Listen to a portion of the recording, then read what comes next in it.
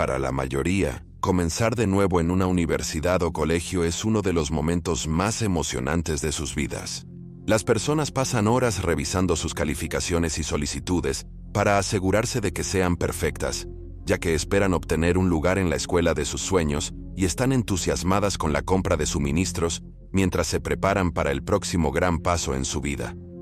Desafortunadamente, sin embargo, también es quizás una de las etapas más vulnerables de la vida de una persona joven. Y trágicamente, hay muchos jóvenes cuyas vidas les son arrebatadas antes de que realmente hayan tenido la oportunidad de comenzar. Aquí hay dos historias de estudiantes asesinados cuyos casos permanecen sin resolver.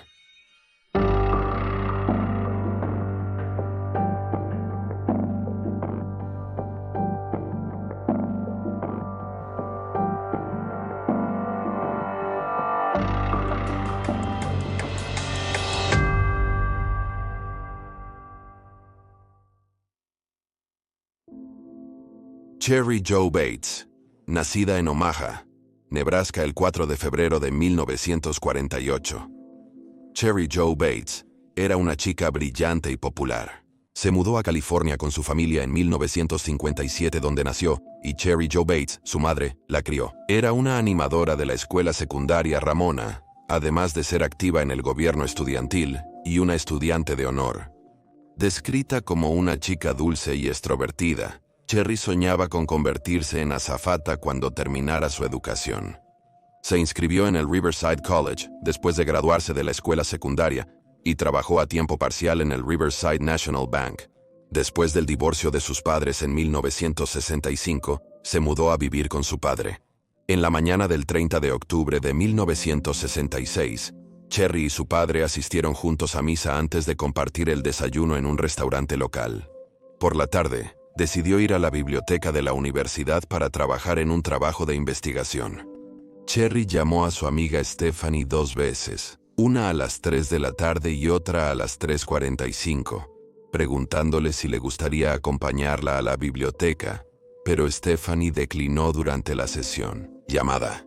Se estima que Cherry llegó a la biblioteca entre las 4:30 y las 5 p.m., aunque un testigo afirma que la estudiante salió de su casa en su distinguible Volkswagen Beetle verde lima alrededor de las 6:10 p.m. de la tarde y se dirigió en dirección a la biblioteca, seguida de cerca por un Oldsmobile modelo 1965 o 1966 de color bronce. Cherry llegó a la biblioteca y, según los testigos, estudió hasta alrededor de las 9 p.m. Supuestamente, un joven de unos 19 o 20 años fue visto merodeando en las sombras frente al vehículo de Cherry y había estado mirando en dirección a su coche alrededor de las 9 p.m. Se le describió como de 1.80 metros de altura y llevaba una camisa blanca, ropa oscura. El padre de Cherry esperó toda la noche su regreso e incluso consultó con Stephanie, quien confirmó que su hija no tenía planes de quedarse fuera toda la noche. En la mañana a las 5:43 de la mañana, el padre de Cherry presentó un informe de persona desaparecida. Menos de una hora después, a las 6:28 a.m., un jardinero encontró el cuerpo de la joven de 18 años en los terrenos del colegio. Cherry estaba tendida boca abajo en el camino de grava entre dos casas desocupadas, cerca del estacionamiento.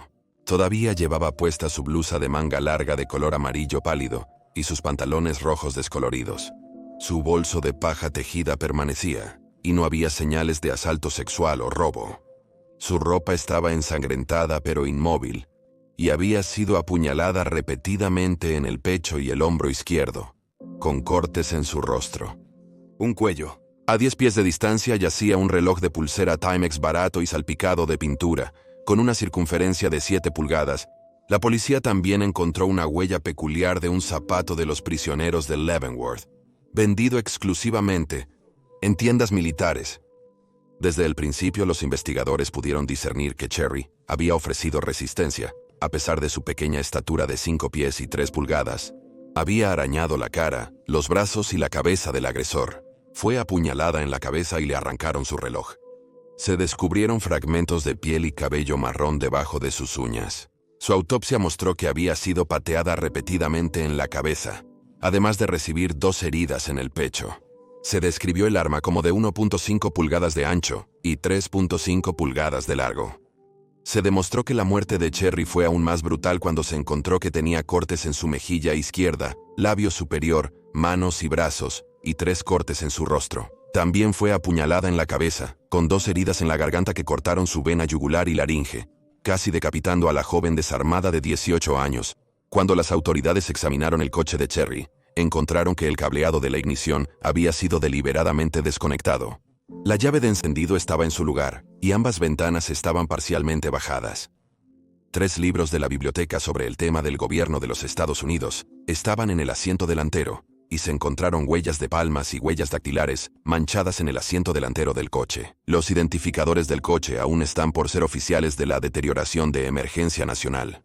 La investigación fue nada si no fue exhaustiva, y una abundancia de testigos se presentaron, haciendo que las autoridades y la comunidad local se sintieran seguras de que el perpetrador de este horrendo crimen vería tiempo tras las rejas. En un plazo de 24 horas se entrevistó a 75 individuos en relación con el asesinato, muchos de ellos eran estudiantes de la universidad, y se interrogó a miembros de la base aérea cercana. También, para el 6 de noviembre, todos menos 2 individuos que se sabía que estaban en la universidad en el momento del asesinato habían sido localizados y descartados. 2 testigos separados se presentaron, contándole a los investigadores sobre los gritos que habían escuchado la noche del asesinato, provenientes de la dirección de Terracina Drive, donde Cherry fue encontrada la mañana siguiente. Utilizando esta información y la experiencia del forense, la policía determinó que la joven de 18 años fue asesinada alrededor de las 10:15 p.m. Las autoridades procedieron a organizar una recreación de los últimos momentos de Cherry en la biblioteca, con la esperanza de que pudiera surgir alguna evidencia vital o testigo. Se requería que todos los participantes vistieran exactamente la misma ropa que habían usado el 30 de octubre, y a aquellos con autos se les pidió que los estacionaran exactamente en el mismo lugar en que habían estado. En la noche del asesinato, 62 estudiantes estuvieron presentes para la puesta en escena, además de 2 bibliotecarios y un conserje que realmente habían estado en la biblioteca la noche del asesinato. Se les pidió a todos que se pararan o se sentaran donde habían estado en la noche en cuestión. Pero mientras esta recreación parecía desencadenar los recuerdos de varios testigos, ninguno pudo proporcionar pistas exitosas. Se teorizó que el Volkswagen de Cherry fue saboteado para evitar el asesinato. Se pidió a la policía que atrajera a los estudiantes de su coche. Probablemente, el asesino ofreció su ayuda antes de atacarla en el camino poco iluminado, que estaba parcialmente protegido de los testigos por arbustos. Se propone que Cherry fue forzada a salir del vehículo hasta el lugar del asesinato, mientras el asesino se quedaba al margen o se sentaba dentro de su coche. Un mes después del asesinato, llegaron 2 cartas mecanografiadas idénticas a 2 lugares diferentes. Una apareció en la sede del Departamento de Policía de Riverside, mientras que la otra apareció en las oficinas editoriales de Press Enterprise, un periódico local. El autor de las cartas describió en detalle cómo primero había inutilizado el coche de Cherry, y luego la había observado intentar arrancarlo hasta que la batería se agotó. Luego ofreció su ayuda, afirmando que su propio vehículo estaba justo en la calle. Supuestamente después de que los 2 caminaron una corta distancia desde el Volkswagen, el autor dijo, «Ya era hora», a lo que Cherry respondió, «¿Hora de qué?», solo para encontrarse con su escalofriante respuesta, «Ya es hora de que mueras». Luego procedió a poner una mano sobre su boca y presionar un cuchillo contra el cuello de Cherry, obligándola a entrar al oscuro callejón, donde la golpeó salvajemente antes de apuñalarla y cortarla. Dado que las cartas incluían detalles que no se habían dado a conocer a la prensa, los investigadores creían que el autor podría ser el verdadero asesino. Sin embargo, el ADN obtenido de las cartas más tarde no coincidió con el ADN encontrado debajo de las uñas de Cherry. El 30 de abril de 1967, Press Enterprise publicó una actualización, declarando que tanto la policía como el padre de Cherry habían recibido cartas escritas a mano que decían, «Bates tenía que morir. ¿Habrá más?». Sin embargo, la policía consideró ambas cartas para ser una farsa. Muchos teorizaron que la muerte del padre de Cherry, Jerry Joe Bates, está vinculada al infame asesino del Zodiaco, y que quizás este fue su primer asesinato. El modus operandi es similar al de un ataque a una pareja en 1969, que definitivamente fue llevado a cabo por el Zodíaco. Otra supuesta prueba de que el Zodíaco fue responsable del asesinato del estudiante es un escritorio encontrado en la biblioteca, inscrito con un macabro poema e imágenes gráficas sobre asaltos a mujeres jóvenes con un arma blanca. La inscripción fue descubierta 6 meses después de la muerte de Cherry, y según un experto en caligrafía, es indudablemente la misma letra que la de las cartas del Zodíaco, más la carta enviada al padre de Cherry. Además, una carta fechada en marzo de 1971 que el Zodíaco escribió al LA Times, se atribuyó el asesinato de Cherry. Aparte del asesino del Zodíaco, el único sospechoso en el caso es un hombre al que se refiere como Bob o Billy, y fue nombrado como sospechoso alrededor de 1968, cuando un informante afirmó que Bob estaba alardeando sobre el asesinato de Cherry. Cherry y Bob habían asistido a la misma escuela juntos, y salieron en las semanas antes de su muerte, hasta que ella regresó de San Francisco, donde se había comprometido con su novio estable, y rompió el cortejo con Bob.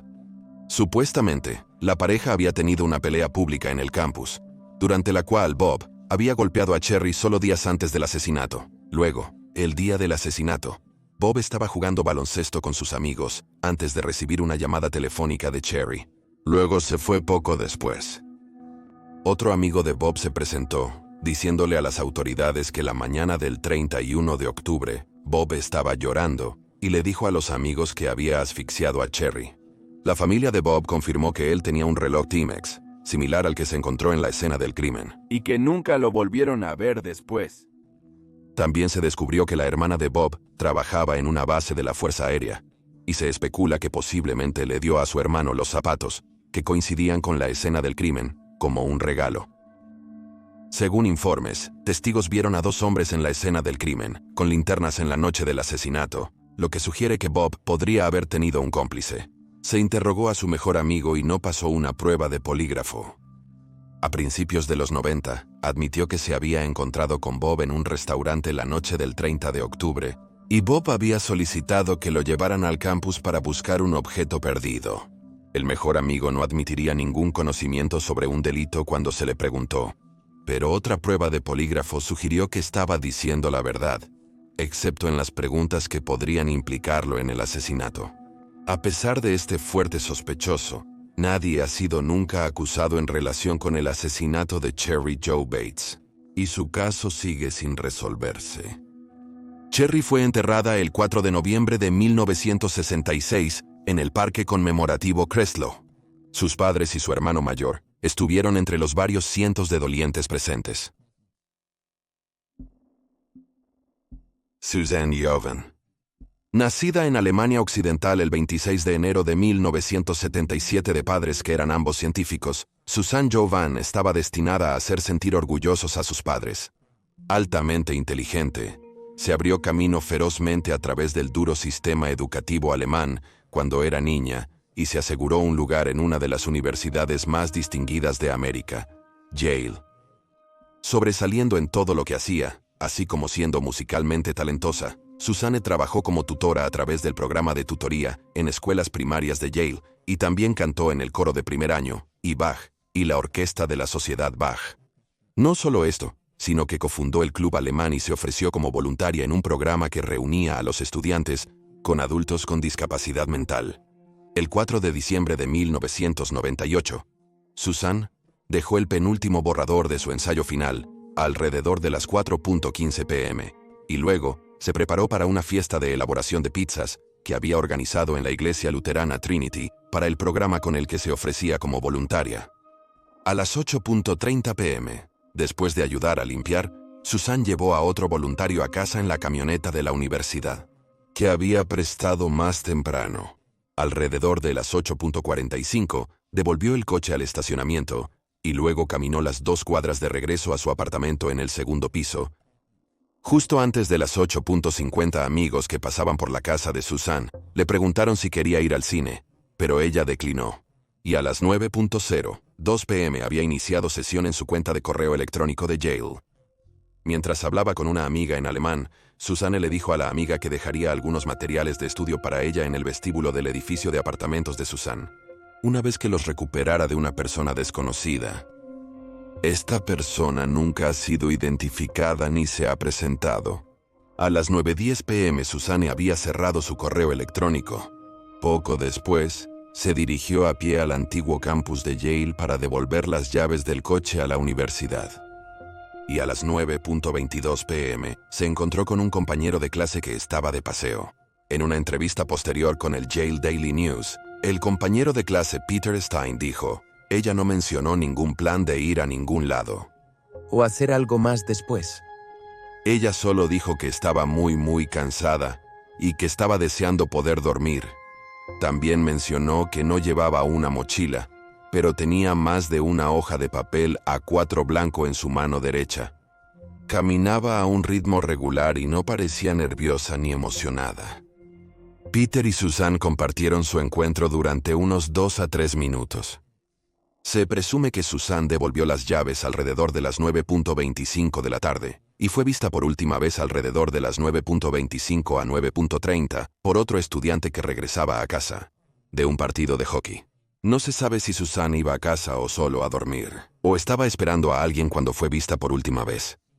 Unos 25 minutos después, un transeúnte llamó a los servicios de emergencia, informando de una mujer sangrando en la esquina de Edge Hill Road, a 1.9 millas de donde se vio a Suzanne por última vez con vida.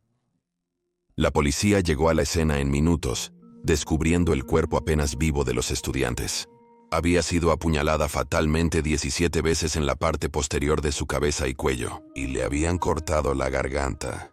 La joven de 21 años estaba tendida boca abajo con los pies en la carretera y su cuerpo en el área de césped entre la carretera y la acera. Estaba completamente vestida y aún llevaba su reloj y pendientes. Un billete de $1 arrugado todavía estaba en su bolsillo y su cartera estaba en casa. Suzanne fue declarada muerta en el hospital a las 10:26 p.m. La autopsia de Suzanne llevó al descubrimiento de su cuerpo y al descubrimiento de una parte del arma homicida, cuya punta se encontró alojada dentro de su cráneo. El resto del cuchillo nunca fue recuperado. Según ABC's 2020, un nuevo programa, el médico forense afirmó que solo una de las 17 heridas que había sufrido fue mortal. El cuchillo se describe como de 4 a 5 pulgadas de longitud y hecho de acero al carbono. Se encontró ADN debajo de la mano izquierda de Suzanne. Un palo blanco estaba en el lado izquierdo del espacio y un par de puntos de fuerza blancos también estaban en el izquierdo.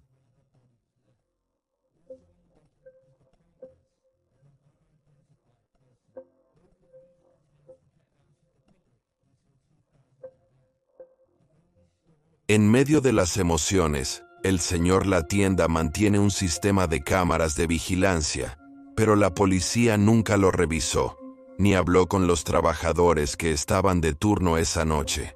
Se desconoce por qué no siguieron esta pista. Los testigos se presentaron a medida que la policía comenzó su extensa investigación sobre lo que le sucedió al joven e inteligente germano-americano.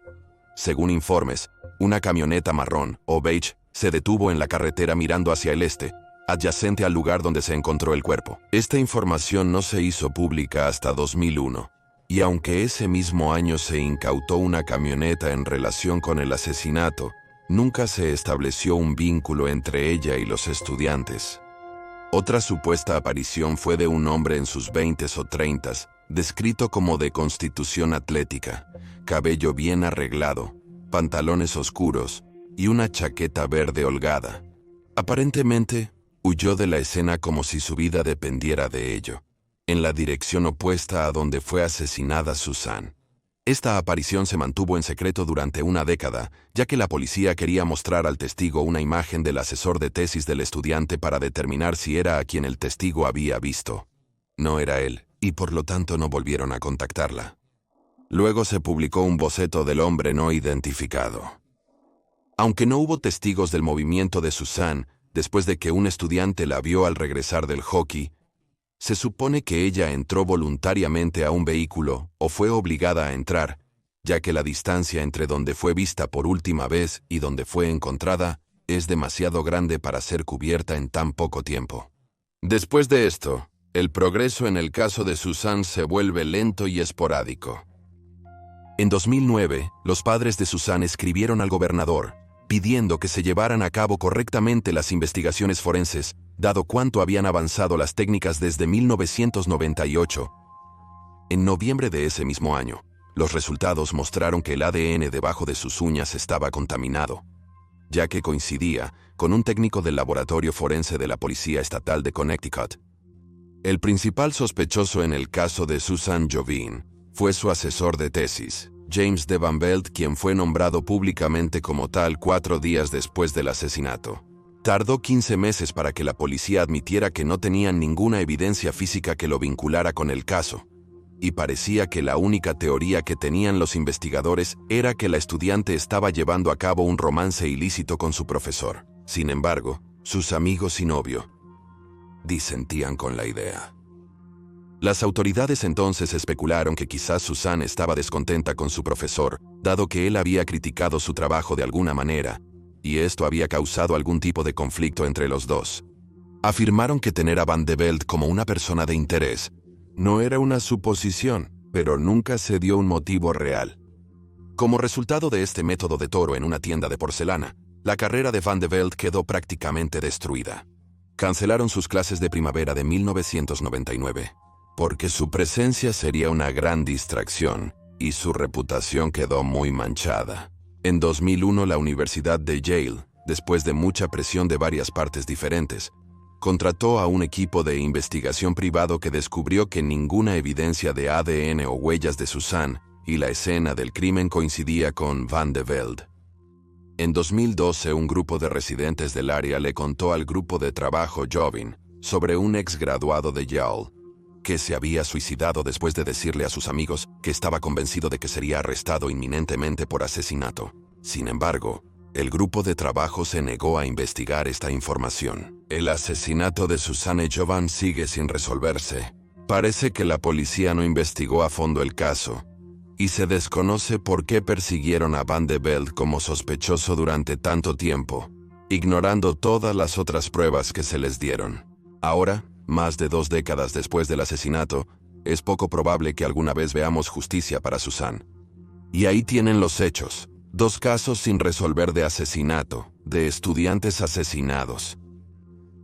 Por favor, deje sus pensamientos y especulaciones en la sección de comentarios a continuación. Y recuerde darle me gusta a este video y suscribirse para apoyar el canal. Gracias por ver, y nos vemos la próxima vez.